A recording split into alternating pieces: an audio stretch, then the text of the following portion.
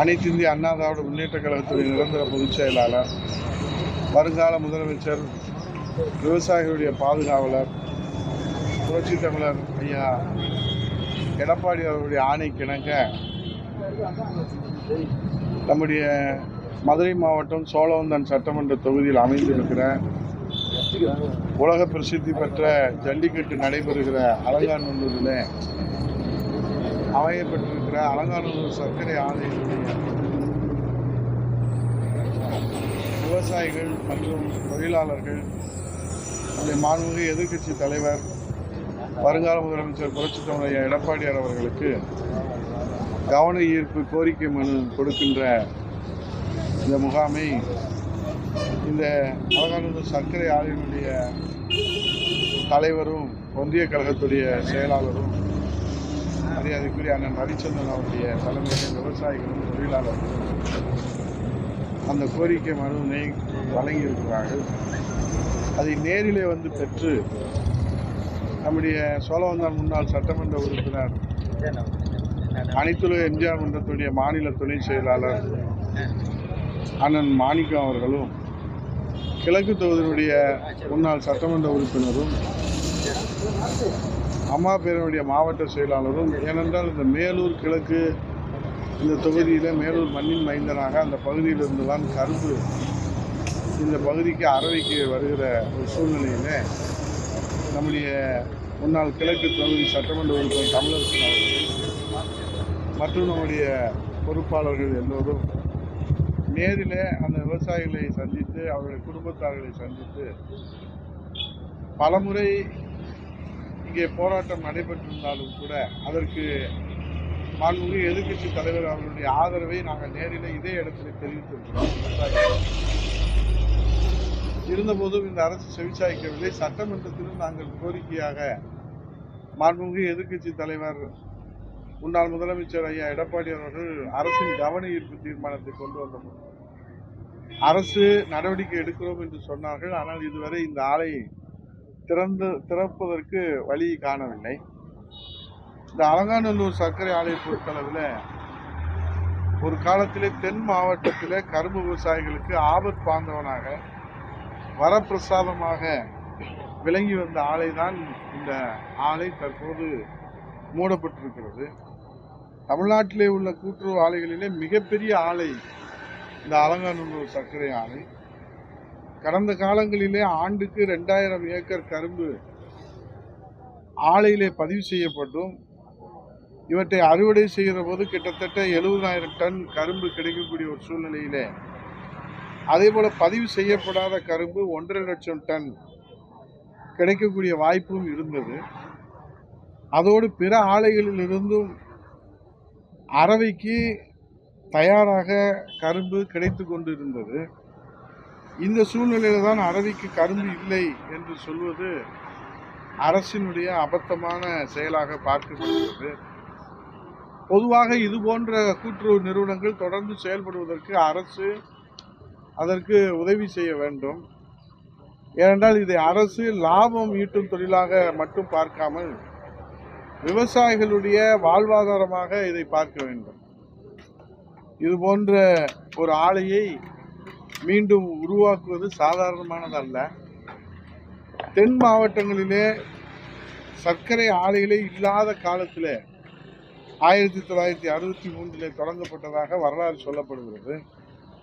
அதற்கு பிறகு தொடங்கப்பட்ட சக்தி சர்க்கரை ஆலை, தரணி சர்க்கரை ஆலை, ராஜேஸ்வரி சர்க்கரை ஆலை போன்ற தனியார் ஆலைகளுக்கு இந்த ஆலைகளுக்குரிய கரும்பு விவசாய பரப்பை பிரித்து கொடுத்த காரணத்தினாலே இதற்கு வரத்து குறைந்ததாக விவசாயிகள் நம்மிடத்தில் கவலை தெரிவித்திருக்கிறார்கள். 2011 வருவாயை பெருக்குவதற்காக இணை மின்சார உற்பத்தி 120 கோடி ரூபாய் மதிப்பீட்டில் திட்டப்பணிகள் தொடங்கப்பட்டது. அந்த விவசாயிகள் அது 85% அம்மாவுடைய அரசிலே அந்த பணிகள் எல்லாம் முடிவுற்று அது பயன்பாட்டுக்கு வருகிற போது கொரோனா காலத்தில் அது தடை ஏற்பட்டது. அதற்கு பிறகு ஆட்சி மாற்றம் ஏற்பட்டது. இதுவரை அது குறித்து எந்த விதமான விளக்கமும் அரசு தருவதற்கு முன்வரவில்லை. ஆகவே தமிழக அரசு விவசாயிகளை பாதிக்கும் நடவடிக்கைகளில் ஈடுபடக்கூடாது. போதுமான அளவில் கரும்பு உற்பத்தி இருக்கும் நிலையில ஆலையை உடனடியாக திறக்க வேண்டும் என்று விவசாயிகளும் தொழிலாளர்களும் அவருடைய குடும்பத்தார்களும் தொடர்ந்து அரசுக்கு கோரிக்கை வைத்திருக்கிறார்கள். இதே இடத்திலே ஒரு தொடர் உண்ணாவிரத அறப்போராட்டத்தை விவசாயிகள் முன்னின்று நடத்தினார்கள். பொதுச் செயலாளர் முன்னாள் முதலமைச்சர் மாண்புமிகு எதிர்க்கட்சி தலைவர் புரட்சி தலைவர் எடப்பாடி அவருடைய ஆணை பெற்று அவர்களுக்கு ஆதரவு தெரிவித்தோம். சட்டமன்றத்திலும் இது குறித்து நாங்கள் எடுத்து வைத்த போது, ஆனால் அரசு நடவடிக்கை எடுக்கிறேன் என்று சொன்னாலும் இந்த மாவட்டத்திலே 2 அமைச்சர்கள் இருக்கிறார்கள். அன்றைக்கு இந்த போராட்டம் நடைபெறுகிற போது நிதியமைச்சரே மதுரை மாவட்டத்திலே தான் இருந்தார். ஆனால் இதற்கு நிதி ஒதுக்குவதற்கான வழிமுறைகளை அவர்கள் காணவில்லை. கொரோனா காலத்திலே கூட நம்முடைய விவசாயிகளுக்கு மாண்புமிகு அன்றைய முதலமைச்சர் எடப்பாடியார் அவர்கள், இங்கே இருக்கிற சேர்மன் நம்முடைய ரவிச்சந்திரன் அவர்களும், இங்கே இருக்கிற முன்னாள் சட்டமன்ற உறுப்பினர் அண்ணன் மாணிக்கம் அவர்களும் கோரிக்கை வைத்த போது, அதை மாண்புமிகு முதலமைச்சர் எடப்பாடி அவர்கள் கனிவோடு பரிசீலனை செய்து, நான் மாவட்ட அமைச்சராக இருந்து கூட்டுறவுத்துறை அமைச்சராக அண்ணன் செல்லூர் கே ராஜ் அவர்கள் இருந்து, சட்டமன்ற உறுப்பினர்கள் பெரிய புல்லான், அண்ணன் வி ராஜன் செல்லப்பா, எஸ் சரவணன், நீதிபதி, இவர்களெல்லாம் நாங்கள் ஒட்டுமொத்தமாக மதுரை மாவட்டத்திற்காக கோரிக்கை வைத்த போது 23 கோடி ரூபாயை இந்த ஆளுடைய பராமரிப்புக்கும் தொழிலாளர்களுக்கும் தாயுள்ளத்தோடு தந்த முதலமைச்சர் விவசாயியுடைய பாதுகாவலர் புரட்சி தமிழர் ஐயா எடப்பாடியார். அதை இந்த நேரத்தில் நான் நினைவு கூறுவதற்கு கடமைப்பட்டிருக்கிறேன். ஆகவே இப்போது இந்த ஆலையை திறக்க சட்டசபையிலே எதிர்க்கட்சி தலைவர் புரட்சி தமிழர் ஐயா எடப்பாடி அவர்கள் தொடர்ந்து அரசின் கவனத்திற்கு அனைத்து இந்திய அண்ணா திராவிட முன்னேற்ற கழகத்தின் சார்பிலே நாங்கள் கோரிக்கை வைத்தோம். மாவட்ட ஆட்சித்தலைவரிடத்தில் தொடர்ந்து கோரிக்கை மனு அனுப்பியும் இதை திறப்பதற்கான வழியை அவர்கள் காணவில்லை. 2 தினங்களுக்கு முன்பாக கூட மாவட்ட ஆட்சியருக்கு கோரிக்கை மனு இந்த விவசாயிகளுடைய சார்பிலே அனைத்து இந்திய அண்ணா திராவிட முன்னேற்ற கழகத்தின் சார்பிலே ஐயா புரட்சி தமிழர் மாண்புமிகு எதிர்க்கட்சி தலைவர் அவருடைய சார்பிலே கோரிக்கை மனு கொடுக்கப்பட்டது. ஆகவே ஏறத்தாழ ஒரு 50,000 விவசாயிகளுடைய வாழ்வாதாரம் இந்த ஆலை. அதே போன்று கரும்பு உற்பத்தியில் ஈடுபட்டுள்ள விவசாய தொழிலாளர்கள், அதேபோல் சுமை தொழிலாளர்கள், மில் தொழிலாளர்கள் என பலருடைய வாழ்வாதாரமாக இந்த அலங்காநல்லூர் கூட்டுறவு சர்க்கரை ஆலை உள்ளதாலே இதை மீண்டும் தொடங்க வேண்டும் என்று சொன்னால் ஒரு 27 கோடி ரூபாய் தேவைப்படுகிறது. 11 கோடி ரூபாய் இருந்தால் கூட இப்போது அவருடைய கோரிக்கை மனுவிலே அதைத்தான் கொடுத்திருக்கிறார்கள். ஏனால் கமிட்டியுடைய ரெக்கமெண்டேஷன் 27 கோடி ரூபாய் என்று அரசு அமைத்திருக்கிற குழு சொல்லியிருக்கிறது. ஆனால் நம்முடைய தொழிலாளர்கள் கொடுத்திருக்கிற அந்த கோரிக்கையில 11-12 கோடி இருந்தால் கூட உடனடியாக இதை தொடங்கி விடலாம் என்று சொல்லியிருக்கிறார்கள். ஆனால் அரசின் சார்பில் அமைக்கப்பட்ட குழுவிலே 27 கோடி ரூபாய் இதற்கு மராமத்து, சீரமைப்பு, தொழிலாளர்களுக்கு ஓய்வூதிய பலன்கள், சம்பளம் என்பதையெல்லாம் அவர்கள் அதிலே சுட்டி காட்டியிருக்கிறார்கள். இதை முக்கியமாக கவனிக்க வேண்டிய விஷயம் என்னவென்று சொன்னால், மாண்புமிகு அன்றைய எதிர்க்கட்சி தலைவர் இன்றைய முதலமைச்சர் இன்றைக்கு அமெரிக்காவிலே போய் இருக்கிறாரு. இங்கே மூடப்பட்டிருக்கிற தொழிற்சாலை திறப்பதற்கு அவர் எந்த விதமான அக்கறையும் செலுத்தாமல் அமெரிக்காவிலே போய் புதிய தொழிற்சாலை திறந்துகிறேன் என்று சொல்வது எந்த வகையிலே நியாயம் என்பதை தமிழ்நாட்டு மக்கள் இன்றைக்கு பார்த்துக்கணும். இந்த ஆலை இப்போது தொடங்க முடியுமா? இது எவ்வளவு பெரிய ஆலை. இந்த மூடி கிடக்கிற ஆலை 27 கோடி ரூபாய் இதற்கு சீரமைப்பு கொடுத்தால் எத்தனை தொழிலாளர்கள், எத்தனை விவசாயிகள், ஏறத்தாழ 50,000 விவசாயிகளும் தொழிலாளர்களும் இதில் பயனடையக்கூடியது. அது அரசினுடைய மெத்தன போக்கினாலே கையாளாகத்தனத்தில் இந்த ஆலை மூடப்பட்டிருக்கிறது. ஆனால் அமெரிக்காவிலே போய் நான் புதிய ஆலை கொண்டு வருகிறேன் என்று சொன்னால் இது எப்படி இந்த மக்கள் ஏற்றுக்கொள்வார்கள்? ஆகவேதான் இது முதலமைச்சர் முத்துவேல் கருணாநிதி ஸ்டாலின் கொடுத்த வாக்குறுதி. இந்த தொழிலாளர்களும் இந்த விவசாயிகளும் கோரிக்கை வைத்த போது அவர் கொடுத்த வாக்குறுதி, எதிர்க்கட்சி தலைவராக இருக்கிற போது இந்த சர்க்கரை ஆலை சீரமைப்பு பணியை துவக்கி உரிய நடவடிக்கை எடுப்பதாக வாக்குறுதி அளித்தார்கள். ஆனால் விவசாயிகளுக்கு ஏமாற்றம் அளிக்கும் வகையிலே அரசாங்கம் ஆலையை திறக்க மறுத்து வருகிறது. இந்த நடவடிக்கை தொடர்ந்து பல நாட்களாக ஆலைக்கு வெளியே இதே இடத்துல நம்முடைய விவசாயிகள் எல்லோரும் போராட்டம் நடத்தினார்கள். எங்களுடைய ஒன்றிய கழகத்துடைய செயலாளர் இந்த ஆலையினுடைய சேர்மனாக அவர் எங்களை அழைத்து வந்தார். எதிர்க்கட்சி தலைவர் அவர்கள் எங்களை அனுப்பினார்கள். அவர்களுக்கு நாங்கள் ஆதரவு தெரிவித்தோம். இதில் மேலும் வருத்தப்படக்கூடிய கவலைப்படக்கூடிய சூழ்நிலை என்னவென்று சொன்னால், புதிதாக யாரும் பணி அமர்த்தப்படவும் இல்லை. ஏற்கனவே பணியிலே உள்ளவர்கள் வேறு ஆலைகளுக்கு மாற்றப்பட்டிருக்கிறார்கள். அது மட்டுமல்லாது உற்பத்தி செய்யப்படும் கரும்புகளின் அளவை மதிப்பிடும் பணி நடைபெறாமல் இருப்பதாலே விவசாயிகள் மிகப்பெரிய அளவிலே பாதிக்கப்படக்கூடிய சூழ்நிலை ஏற்பட்டிருக்கிறது. இங்கே இருக்கிறவங்கள வேறு வேறு மாற்றுறது, புதிய நியமனம் இல்லை. இந்த கரும்பு விளையிற கரும்பை பதிவு செய்கிறதுக்கும் அவங்க எந்த விதமான நியமனமும் பண்ணுறதில்ல.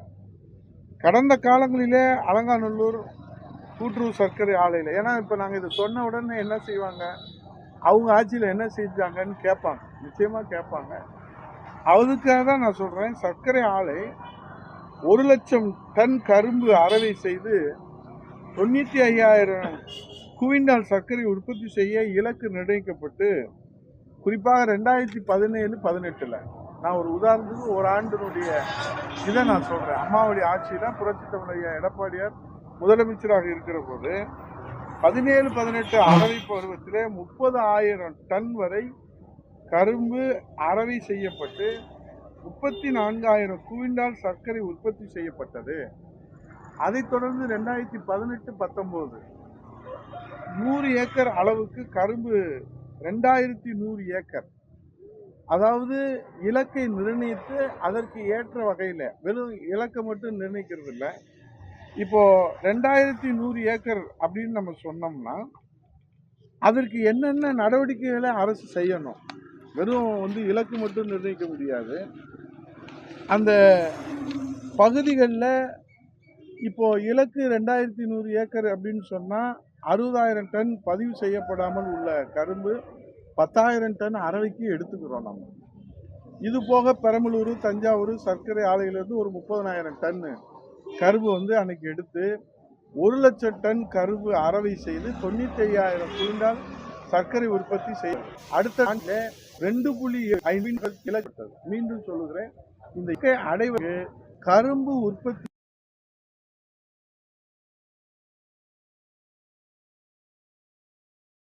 சர்க்கரை ஆலையை சீரமைப்பதற்கு 23 கோடி ரூபாய் கொடுத்து இந்த நேரத்தை நான் நினைவு கூர்ந்து, ஆகவே இந்த கோரிக்கையை நம்முடைய மாண்புமிகு எதிர்க்கட்சி தலைவர், நம்முடைய முன்னாள் முதலமைச்சர் புரட்சித் தலைவர் ஐயா எடப்பாடி அவருடைய கவனத்திற்கு நாங்கள் எடுத்து செல்வோம். அதற்கு பிறகு அவருடைய அனுமதியை பெற்று இந்த ஆலையை போர்க்கால அடிப்படையிலே உடனடியாக திறப்பதற்கு இந்த அரசு நடவடிக்கை எடுக்க வேண்டும். இல்லை என்று சொன்னால் அவருடைய ஆணையை பெற்று இங்கே இருக்கிற நிர்வாகிகளிடத்தில் கலந்து புரட்சித் தலைவர் ஐயா எடப்பாடியார் உத்தரவுக்கு இணங்க மிகப்பெரிய ஆர்ப்பாட்டம் விவசாயிகளை திரட்டி, இந்த பொதுமக்களை திரட்டி நாங்கள் நடத்துவதற்கும் நாங்கள் பின்வாங்க மாட்டோம், அஞ்ச மாட்டோம் என்பதை இந்த நேரத்தில் சொல்லி, இந்த ஆலையில் பணிபுரிந்து கொண்டுள்ள 200க்கும் மேற்பட்ட தொழிலாளர்களுக்கு 30 மாதங்களாக ஊதியம் வழங்காமல், இந்த ஆட்சி பொறுப்பேற்ற 3 ஆண்டுகளில் 30 மாதங்களாக ஊதியம் வழங்காமல் பணி ஓய்வு பெற்ற தொழிலாளர்களுக்கு எந்த விதமான பணபலன்கள் கிடைக்காமலும், இறந்த தொழிலாளர் குடும்பத்திற்கு எந்த விதமான பணபலன்கள் கிடைக்காமலும், குடும்பத்துடன் அனைத்து தொழிலாளர்களும் இந்த திமுக அரசால் வஞ்சிக்கப்பட்டிருக்கிறார்கள். ஆகவே தொழிலாளர்கள், விவசாயிகள் அவருடைய கோரிக்கையை நிறைவேற்றுவதற்கு இந்த அரசு முன்வர வேண்டும் என்பதை கேட்டு, இது குறித்து நாங்கள் ஏற்கனவே இந்த ஒவ்வொரு ஆண்டும் அறவை தொடங்கப்படுமா, ஆலையை எதிர்பார்த்து காத்திருக்கும் விவசாயிகள் என்று இந்த ஆலைக்கு நாங்கள் தொடர்ந்து அறிக்கை கொடுக்குறோம், கோரிக்கை கொடுக்குறோம். இது போராட்டம் நடத்துகிற போது நாங்கள் ஆதரவு தெரிவித்தது. இது ஒவ்வொரு முறையும் இதை பொறுத்து பார்த்து தான் தற்போது நாங்களே இன்றைக்கு அடையாளமாக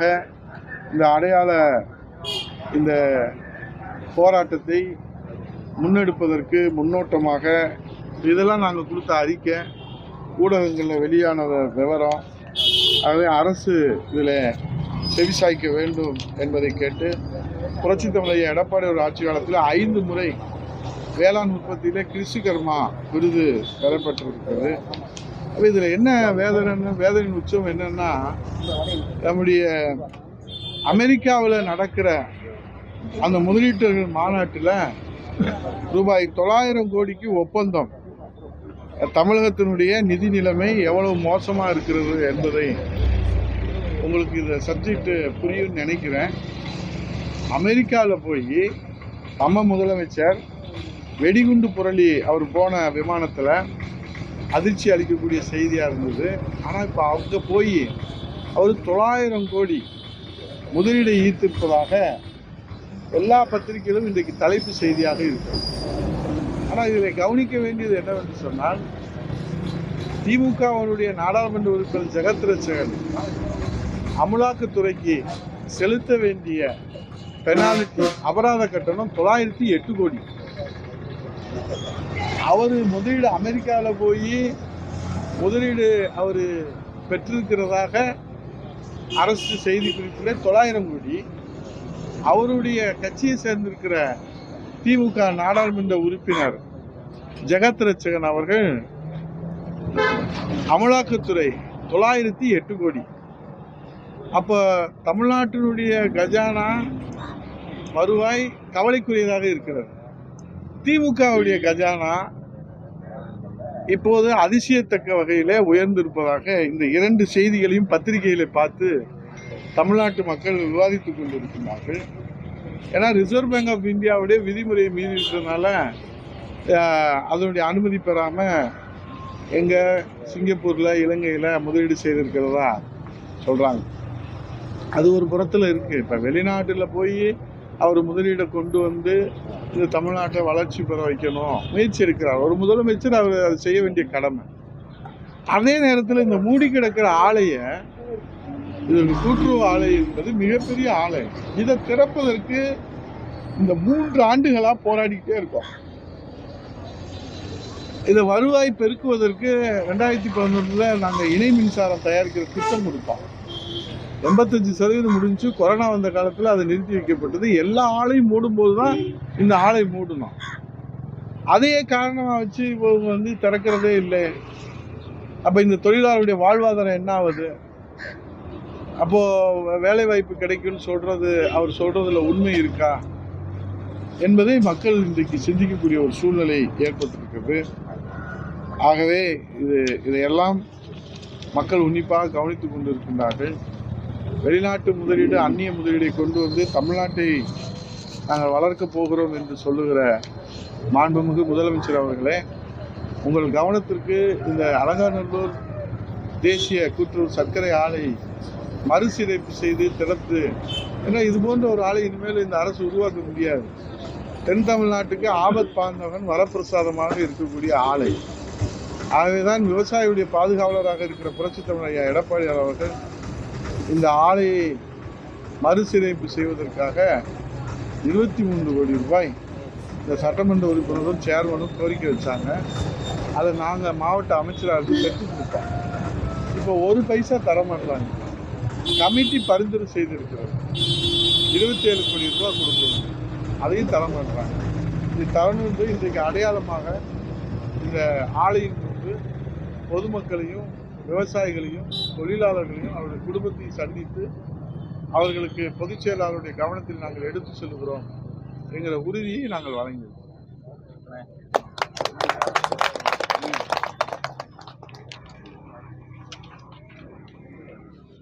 நான் 3 மாசத்துக்கு ரெஸ்ட்ல இருக்கீங்க.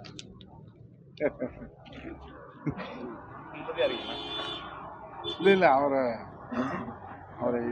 எப்படி அனுப்புறதுன்னு தெரியாமல் தலைமையே தவிச்சுக்கிட்டு இருந்திருப்பாங்க போல தெரியுது. இப்போ தமிழ்நாடு கொஞ்சம் அமைதியாக இருக்கிற மாதிரி தெரியுது.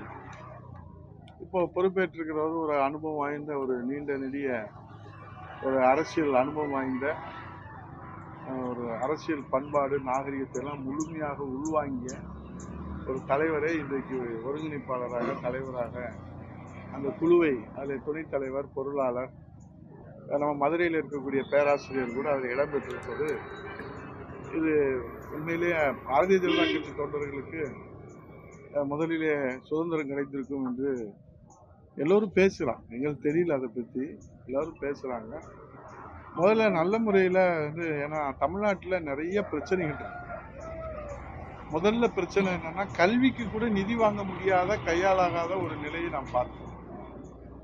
அதற்கு நிபந்தனை விதிப்பதாக பள்ளிக்கல்வித்துறை அமைச்சர் சொல்றார். முதலமைச்சர் கடிதம் எழுதியிருக்கிறார், வலியுறுத்தியும் சொல்லியிருக்கிறார். ஆனால் மத்திய அரசு தருவதாக தெரியவில்லை. நேற்று கூட கல்வி அமைச்சர் அவர்கள் இதில் அரசியல் சாயம் பூசக்கூடாது, நீங்கள் தேசிய பள்ளிக்கல்வி அந்த கொள்கையை ஏற்றுக்கொள்ள வேண்டும் என்றெல்லாம் அவர் சொல்லியிருக்கிறார். எது எப்படி ஆயினும் மாணவர்களுக்கு நிதி இல்லாமல் கல்வி கற்கக்கூடிய அந்த புனித பணி தடைபட்டு விடக்கூடாது. அப்போது இதற்கு குரல் கொடுக்க வேண்டியது மத்தியில் இருக்கக்கூடிய அந்த ஆளுகிற கட்சி, மாநிலத்தில் இருக்கக்கூடிய ஆளுகிற கட்சி. இரண்டு கட்சியிலும் ஒருவரை ஒருவர் மாறி மாறி பழி சுமத்தி கொள்கிறார்களே தவிர தமிழ்நாட்டு மாணவர்களுக்கு பள்ளி கல்விக்கு விடிவு காலம் பிறக்கவில்லை என்றுதான் மாண்புமிகு எதிர்க்கட்சி தலைவர் கவலையோடு உடனடியாக அந்த நிதியை விடுவிக்க வேண்டும் என்று சொல்லியிருக்கிறார்கள். ஏறத்தாழ மொத்த நிதி 2312 கோடி. ஏன்னா 2 வருடமாக அதை கொடுத்து இந்த வருடம் நிறுத்திவிட்டதாக அரசு செய்திக்குறிப்பு சொல்லுகிறது. அந்த நிதியை பெற முடியவில்லை, வெள்ள நிவாரண நிதி பெற முடியவில்லை, மெட்ரோ ரயில் திட்டம் பெற முடியவில்லை. அறிவிக்கப்பட்ட ரயில்வே திட்டங்களுக்கான நிதியை இன்றைக்கு அவர்களுக்கு கொடுக்க மனமில்லை, இவர்களுக்கு பெறுவதற்கு தகுதி இல்லை.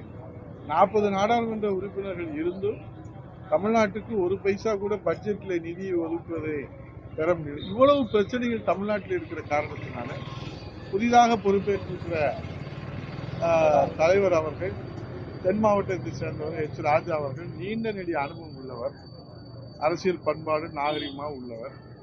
ஆகவே மக்களை திசை திருப்பாமல் மக்களுக்கு தேவையான பிரச்சனைகளை தீர்வு காண்பதற்கு அவர் நிச்சயமாக குரல் கொடுப்பார். இந்த நிதிகளை எல்லாம் தமிழ்நாட்டுக்கு பெற்றுக் கொடுப்பார். புரட்சித் தமிழர் ஐயா எடப்பாடியார் தொடர்ந்து அரசை, மத்திய அரசையும் மாநில அரசையும் வலியுறுத்தி வருகிறார். அவர் வைத்த கோரிக்கைக்கு, தமிழ்நாட்டு மக்களுக்காக வைத்த கோரிக்கைகளுக்கு தீர்வு காணுவதற்கு தற்போது பொறுப்பேற்றிருக்கிற பாரதிய ஜனதா கட்சியினுடைய தலைமை பொறுப்பினுடைய பெருமைமிகு மாண்புமிகு தலைவர்கள் குரல் கொடுத்தால் தமிழ்நாட்டினுடைய வளர்ச்சிக்கும், மாணவர்களுடைய வளர்ச்சிக்கும், தமிழ்நாட்டினுடைய கட்டமைப்பு வளர்ச்சிக்கும் அது பெரும் உதவியாக இருக்கும் என்பது தமிழ்நாட்டு மக்களுடைய எதிர்பார்ப்பு. செய்வார்களா என்பது நமக்கு தெரியாது. வெளிநாடு முதலீடு இருக்கு, ஏற்கனவே அந்த ஆலைக்கு இல்லை, அதுதான் நான் சொன்னதான் திரும்ப சொல்றேன். இந்த மூடப்பட்டிருக்கிற ஆலையை மனது வைத்தால், அக்கறை இருந்தால் இதை திறந்திருக்கலாம். இங்கே தமிழ்நாட்டில் இருக்கக்கூடிய ஆலையை திறப்பதற்கு அக்கறை காட்டாமல் வெளிநாடுகளை போய் புதிய ஆலைகளை திறப்பது என்கிறது மக்களை திசை திருப்புகிற வேலை, மக்களை ஏமாற்றுகிற வேலையாகத்தான் இது பார்க்கப்படுகிறது. இந்த ஆலையினுடைய எதிர்காலம் என்ன, இதை விளக்கம் சொல்வதற்கு மாண்புமிகு முதலமைச்சர் அவர்கள் முன் வருவார்களா என்பதுதான் இந்த விவசாயிகளுடைய, தொழிலாளர்களுடைய கேள்வியாக இருக்கிறது. அதுதான் நான் ஏற்கனவே சொல்றேன். திரைப்படத்தில் வர்ற மாதிரி, திரைப்படத்தில் தான் 3 மணி நேரத்தில் குழந்தையா பிறக்கும், கை குழந்தையா காட்டுவாங்க. அப்புறம் அவர் பெரிய மாவீரனா அதுக்கப்புறம் காட்டுவாங்க. அதுக்கப்புறம் அவர் தான் எல்லா வகையிலும் வெற்றி பெறுவார். அப்புறம் அவரிடத்துல ராஜ்யம் போகும், மற்றவங்களுக்கெல்லாம் பூஜ்யம் தான் திரைப்படத்தில் காட்டுவாங்க. இப்போ அதே திரைப்படத்தை நிஜத்தில் பார்க்குற மாதிரி இருக்குது. இந்த 3 ஆண்டுகளுக்குள்ள அவர் நடிகராக இருந்தார், அரசியல்வாதியாக வந்தார், அதற்கு பிறகு அவர் தேர்தலில் நின்றார், அதற்கு பிறகு சட்டமன்ற உறுப்பினர்னு சொன்னாங்க, இப்போ அமைச்சர்னு சொல்லியிருக்காங்க. இப்போ முதலமைச்சர் வெளிநாட்டுக்கு செல்லிருக்கிறதுனால அறிவிக்கப்படாத முதலமைச்சராக அவர் செயல்படுறாரு. 3 ஆண்டுகளில் இவ்வளோ பெரிய வளர்ச்சி எனக்கு தெரிஞ்சு தமிழக அரசியல் வரலாற்றில் மட்டுமல்ல, இந்திய அரசியல் வரலாற்றிலேயே இவ்வளோ விஸ்வரூப வளர்ச்சி, மெகா வளர்ச்சி உதயநிதி ஸ்டாலின் அவர்களை தவிர வேற யாருக்கும் கிடைத்ததா தெரியல. இது உழைப்புக்கு கிடைத்ததா, அவருடைய உழைப்புக்கு கிடைத்ததா, அவருடைய தந்தையார் ஸ்டாலின் அவருடைய உழைப்புக்கு கிடைத்ததா, அவருடைய தாத்தா கருணாநிதி அவருடைய உழைப்புக்கு கிடைத்ததா, அல்லது எந்த அடிப்படையில் அவருக்கு கிடைத்தது என்பதை விளக்க வேண்டிய பொறுப்பும் கடமையும் உதயநிதி ஸ்டாலின் அவர்களுக்கு இருக்கிறது. இதை நீங்கள் ஒளிபரப்பினால், இதை அவர் பார்க்க நேர்ந்தால், ஏன்னா அவர் இந்த நாட்டிலே மிகப்பெரிய பிரச்சனை கார் ரேஸ் நடத்துகிறார். ஏன்னா இந்த நாடு கார் ரேஸ் நடத்தணும்னு இந்த நாட்டு மக்கள்லாம் போராடிக்கிட்டு இருக்கிறதுனால அந்த மக்களுடைய விருப்பத்தை நிறைவேற்றுவதற்காக இரவு பகலும் விழிச்சிருந்து கார் ரேஸ் நடத்தி இந்த தமிழ்நாட்டை உலகத்திலே முதலிடத்துக்கு கொண்டு வர்றதுக்கு முயற்சி எடுத்துக்கிட்டு இருக்காரு. அவருடைய கவனத்துக்கு இந்த செய்தி போச்சுன்னா எதன் அடிப்படையில் அவர் வந்திருக்கிறாரு அப்படின்றத தமிழ்நாட்டு மக்களுக்கும் திமுக தொண்டர்களுக்கும் விலைக்கு சொல்லணும். ஏன்னா இன்னைக்கு இந்த சீனியர் ஜூனியர் என்பது இன்றைக்கு நீர் பூத்த நெருப்பாக இருப்பதாக பரவலா பேசிக்கிறார். அதற்கு ஒரு எடுத்துக்காட்டாக தமிழ்நாட்டினுடைய சூப்பர் ஸ்டார் அதற்கு ஒரு உதாரணத்தை சொல்லியிருக்கிறார்கள். அவை நீர் பூத்த நெருப்பாக இருக்கிற சீனியர் ஜூனியர் அந்த போட்டியில கார் ரேஸ் போட்டியில் இந்த சீனியர் ஜூனியர் போட்டியில ஜூனியர் உதயநிதி வெற்றி பெறுவாரா, அவங்க தந்தையார் செல்வாக்கு, அவங்களுடைய தாத்தா செல்வாக்கு, அதற்கு பிறகு என்ன செல்வாக்கு என்பது தெரியவில்லை. அதே போன்று உழைத்து வந்த ஜனநாயகத்தின் அடிப்படையில் இருக்கிற சீனியர்கள் அவர்கள் வெல்வார்களா என்பதை தமிழ்நாட்டு மக்களுக்கே வெளிச்சம். நன்றி, வணக்கம்.